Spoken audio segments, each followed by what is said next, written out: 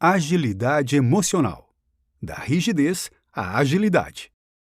Nem sempre sabemos bem que rumo tomar ou o que está por vir. Nosso principal guia é o sistema neuroquímico feito por emoções como medo, euforia e ansiedade. Esse instinto pessoal nos ajudou evolutivamente a florescer e nos ajuda hoje a sobreviver. Embora seja um guia confiável, não é perfeito. Às vezes, podemos ser levados a conclusões equivocadas por causa de crises emocionais. A ideia da autora é propor uma forma de fazer as pazes com as emoções e aumentar a agilidade emocional, nossa flexibilidade mental para lidar com pensamentos e sentimentos. O objetivo não é desconsiderar as emoções, mas encará-las de forma relaxada e enfrentá-las com coragem. Existem 4 movimentos essenciais da agilidade emocional. Dar as caras, em que enfrentamos corajosamente os pensamentos e emoções. Afastar-se, em que nos distanciamos dos sentimentos para enxergá-los objetivamente. Ser coerente com seus motivos, em que nos concentramos nos valores essenciais e metas importantes. Seguir em frente, em que ajustamos o que não está certo e aceitamos o que está bom o suficiente. Enredado. Um filme de Hollywood só funciona por causa dos ganchos, os argumentos que captam o interesse do público. Só que cada um de nós reage aos roteiros que nós mesmos usamos na nossa mente. O problema é que essa narrativa mental pode ser de ideias enganosas sobre si ou sobre o mundo. Muitas vezes, nossa visão crítica da nossa imagem se relaciona com o roteiro errado que escrevemos sobre nós. Os ganchos aparecem e, se nos deixarmos levar por eles, ficamos enredados em histórias ruins. A partir daí, surge uma reação automática, como comentários sarcásticos, ruminação de pensamentos, crises ou procrastinação. A agilidade emocional envolve a habilidade para ir além das reações automáticas. Existem alguns tipos de ganchos mais comuns. Culpar os pensamentos, quando responsabilizamos nossos pensamentos por nossas ações, como se fossem uma terceira pessoa. Mentalidade de macaco, quando perdemos o controle dos nossos pensamentos e imaginamos os piores cenários. Ideias ultrapassadas, quando mantemos antigos padrões de pensamento, mesmo em circunstâncias completamente diferentes. Retidão equivocada, quando nos apegamos rigidamente à necessidade de estarmos certos. Tentando desenredar. A maior parte das emoções básicas se debruçam sobre o lado negativo da natureza humana. Por exemplo, raiva, tristeza, desprezo, aversão e medo. Essas existem porque têm um propósito. Em vez de evitar, deveríamos aceitar os sentimentos ruins como parte útil da nossa experiência, ainda que desconfortável. Só que nem sempre fazemos isso. A maior parte das pessoas adota comportamentos para disfarçar os sentimentos negativos, na esperança de não ter que enfrentá-los. Algumas escolhem o caminho de não encarar os sentimentos, se tornando reprimidas. Essa tendência é predominante em homens, que desconsideram com mais frequência as emoções perturbadoras e, por isso, têm mais dificuldades de conhecer suas raízes. Outras são ruminadoras e embarcam obsessivamente na própria aflição, mergulhando em ciclos de sentimentos ruins. Esse é um padrão mais comum em mulheres, que se apegam à dor e transformam montículos em montanhas. Só que a resposta correta não envolve a repressão ou a ruminação. Na verdade, passa por estar presente e se manter aberto para as emoções, se inclinando para a aceitação e a curiosidade. Olhar de frente. Os mitos e histórias ensinam a universal lição de que esquivar-nos do que tememos é uma péssima ideia. O herói não costuma ter escolha a não ser embarcar em um lugar assustador escuro.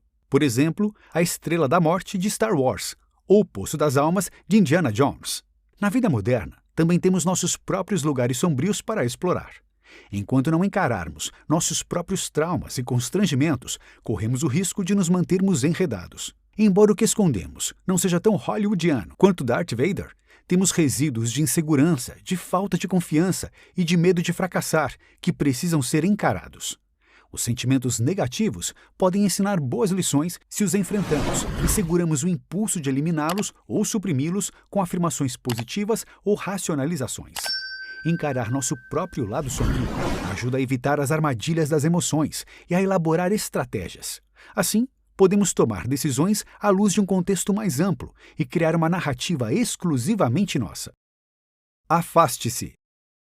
Hoje, graças aos estudos do psicólogo social James Pennebaker, sabemos que medidas simples, como escrever sobre os próprios sentimentos 20 minutos por dia, podem fazer diferença na gestão das emoções. Isso acontece porque, ao escrever, criamos distância entre pensador e pensamento. Dissolver o emaranhado que existe entre os impulsos e as ações é útil para pôr a experiência em contexto e analisá-la de forma ampla. O ponto central da técnica de Pennebaker é ver os pensamentos do lado de fora, como se não fizessem mais parte de você. Às vezes, a forma de se afastar do caldeirão emocional é simplesmente dizer a si mesmo: vou deixar para lá. É como se agarrar a um pedaço de madeira flutuante emocional, promovendo alguma dose de alívio e esperança. O deixar para lá pode, para a maior parte das pessoas, virar um encarar com leveza. Isso não quer dizer que os problemas vão ser abandonados ou esquecidos, mas que é possível se envolver com as coisas sem distorcê-las com nossas rígidas lentes mentais. Seja coerente com seus motivos. Já passamos da metade deste microbook, e a autora conta sobre a importância de ser coerente com seus motivos. Isso envolve adotar um estilo de vida que corresponda a seu quadro de valores pessoais e investir no que tem significado para você. O processo pode ser difícil, porque somos frequentemente bombardeados por todo tipo de mensagem. Por exemplo, as da cultura, dos anunciantes, da educação religiosa e da criação. Por isso, a tendência é seguir o que os outros fazem, em vez de tentar descobrir por conta o que nos faz feliz. Esse é um fenômeno chamado contágio social. Só que ser coerente com seus motivos não faz com que você tenha uma vida livre de dificuldades. Sempre existirão os dilemas, mesmo que tenhamos convicções sólidas. Acompanhar os próprios valores não é simples, e você pode precisar passar pelo próprio desconforto para ter uma vida significativa. O processo é complicado, porque tomar decisões é encerrar perdas inerentes. Se a escolha se provar errada, ao menos você sabe que decidiu pelas razões certas. O princípio dos minúsculos ajustes. A autora conta como, a partir de filmagens com casais, os psicólogos descobriram que comportamentos pequenos criam uma cultura que contagia toda a relação, contribuindo para seu sucesso ou fracasso. Isso vale para outras áreas da vida. Um ajuste nas pequenas coisas cria um poderoso impacto e, ao longo do tempo, aumenta a capacidade de florescer. Nem sempre o caminho certo é o mais brusco. É possível começar com aquilo que você tem onde você já está. Uma mente disposta a crescer e a mudar também é um eixo para realizar metas e valores. Ao dar nome a si como agente da própria vida, você pode liderar o desenvolvimento da carreira, do espírito criativo e das conexões. O ajuste na mentalidade, nos hábitos e na motivação inclui se voltar à fluidez do mundo, no lugar de se manter na sua estabilidade, passando por apostar em um criativo senso de experimentação e curiosidade, se envolver livremente com a jornada e aceitar a gradatividade de dar um passo de cada vez. O princípio da gangorra. Seres humanos são naturalmente curiosos e têm um desejo inerente de aprender. Só que esse desejo é suprimido quando passamos a fazer alguma coisa bem. Na infância, nos empolgamos com a possibilidade de aprender a amarrar os cadarços.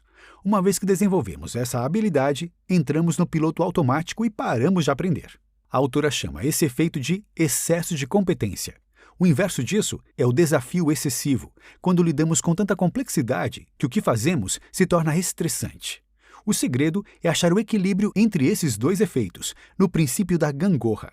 Nesse caso, a competência e o conforto coexistem em uma tensão criativa. Isso é alcançado quando chegamos ao limite da nossa capacidade, no qual não somos muito complacentes ou competentes. Isso passa por seguir em direção a objetivos desafiadores, mas alcançáveis.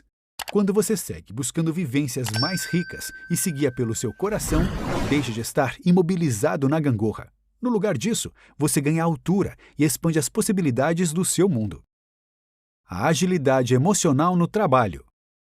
O florescimento da vida não resulta de fazer o que os outros querem, e sim de se sintonizar com os próprios valores.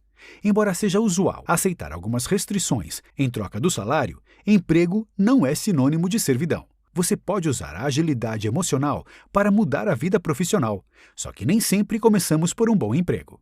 Às vezes, é preciso ajustar o emprego que você está, enquanto dos sonhos não vem. Se sua função não agrada, você pode se voluntariar para fazer outras coisas e expandir os limites do seu trabalho. Vale ter em mente que as tentativas de ajustar o emprego não são úteis se você estiver começando em uma função totalmente errada. Por isso, é importante encarar as emoções e entender o que elas estão dizendo. Com agilidade emocional, podemos usar o emprego errado para nos desenvolvermos e ficarmos próximos do certo. No meio tempo, é possível aproveitar ao máximo o emprego que já temos.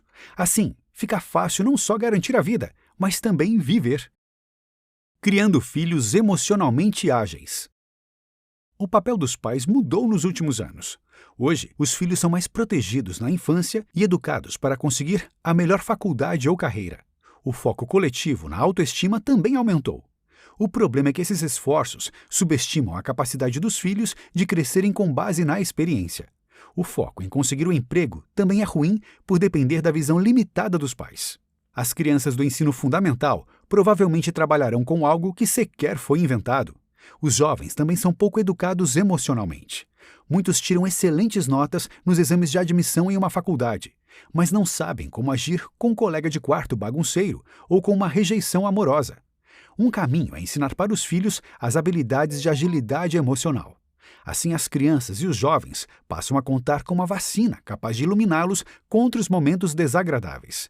Isso não dá imunidade completa, mas ajuda a desenvolver resiliência e flexibilidade.